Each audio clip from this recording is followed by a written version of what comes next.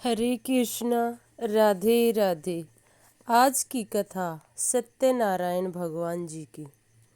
एक बार की बात है, नैमिषारण्य तीर्थ में शौनकादिक 88,000 ऋषियों ने श्री सूत जी से पूछा, हे प्रभु, इस कलयुग में हम भक्तों का उद्धार कैसे हो सकता है?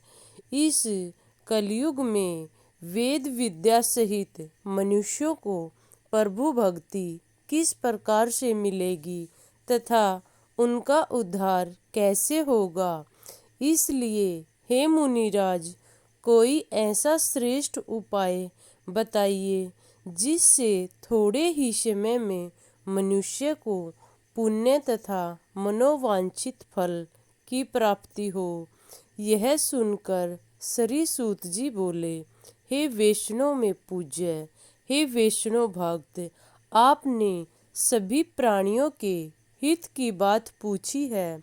अब मैं उस श्रेष्ठ व्रत को आप लोगों को सुना रहा हूँ, जिसके सुनने और करने से मानव का कलयुग में उद्धार होगा और सभी भक्तों को उनका मनोवांछित फल मिलेगा। जिसके ध्यानपूर्वक सुनने से मनुष्य का उद्धार निश्चित है। इसलिए आप सभी ध्यानपूर्वक मेरी सभी बातें सुनो। जिस व्रत को नारद जी ने श्री लक्ष्मी नारायण जी से पूछा था, लक्ष्मीपति ने मुनि श्रेष्ठ नारद से कहा था, सो ध्यानपूर्वक सुनो। एक समय दूसरों के हित की इच्छा से अनेक लोगों में घूमते हुए देव ऋषि नारद मृत्युलोक में पहुँचे, जहाँ अनेकों अनेक दुखों से पीड़ित लोगों को देखकर बहुत ही दुखी मन से सोचने लगे कि किस प्रयत्न से मनुष्य अपने पापों से मुक्ति पा सकता है। ऐसा मन में विचार कर नारद जी विष्णु लोक को चले और वहां जाकर नारद जी ने श्वेतावरण और चतुर्भुज देवाधिदेव नारायण जी को देखा, जिनके हाथों में शंख, उंगली में चक्कर, हाथ में गदा और पदा थे तथा वे वनमाला पहने हुए थे। ऐसे परम पिता परमेश्वर को देखकर वे स्तुति करने लगे, हे भगवान, आप अत्यंत शक्तिमान हो, सर्वगुण संपन्न हो। मन तथा वाणी को आपको नहीं पा सकती, मन तथा वाणी भी आपको नहीं पा सकती। अर्थात आपका विस्तार इतना बड़ा है, अनंत है, जिसका वर्णन करने में हमारी वाणी कम पड़ जाती है और मन चाहता है कि आपका वृत्तांत और वर्णन करते रहें, परंतु अविस्तृत वृत्तांत हम करने में असमर्थ हैं। आपका आदि अंत और मध्य नहीं, निर्गुण स्वरूप सृष्टि के आधार भूतों और भक्तों में श्रेष्ठ, कष्टों को मिटाने वाले आपको मेरा सत सत नमन है। नारद जी की इस प्रकार स्तुति सुनकर विष्णु भगवान बोले, हे मुनि श्रेष्ठ, आपके मन में क्या चल रहा है? यहाँ आपका आगमन किस उद्देश्य से हुआ है? निसंकोच मुझे बताइए, मैं आपकी हर समस्या का समाधान करूँगा। इस पर देव ऋषि नारद ने कहा, प्रभु, मृत्युलोक में सभी मनुष्य अनेकों अनेक योनियों में उत्पन्न हुए हैं। वे सभी नाना प्रकार के दुखों से पीड़ित हैं, अर्थात अनेक दुखों और कष्टों ने प्राणी को घेर रखा है। उनको दुख और दरिद्रता से कैसे मुक्ति मिले।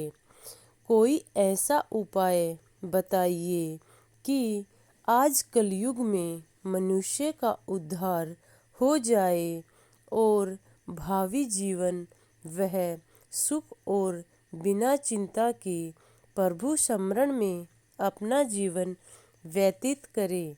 नारद जी से ऐसे विचार सुनकर भगवान विष्णु बड़े प्रसन्न हुए और बोले, नारद जी, आपने अति उत्तम प्रश्न किया है।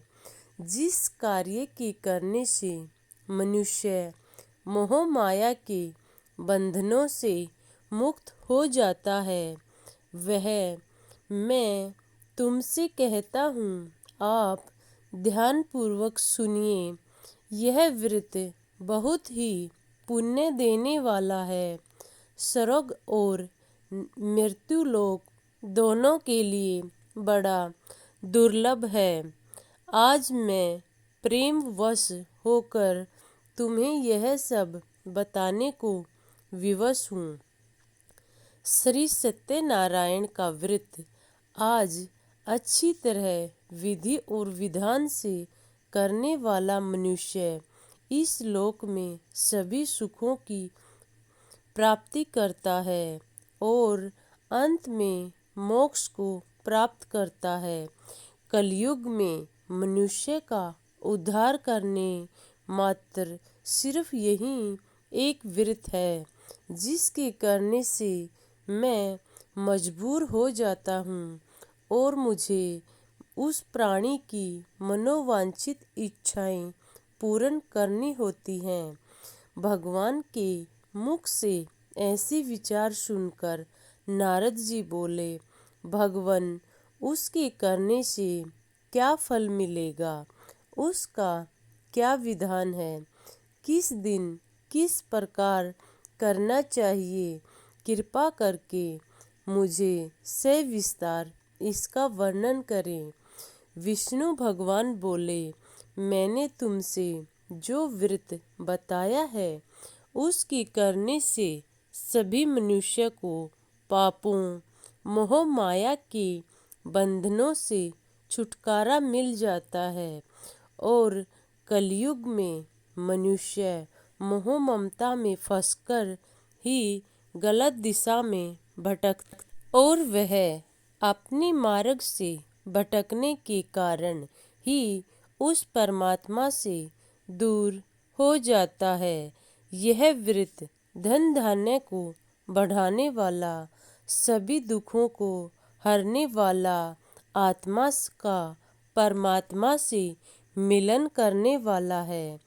इसे किसी भी दिन संध्या के समय ब्राह्मणों और बंधु बांधव सहित धर्मपरायण होकर करना चाहिए।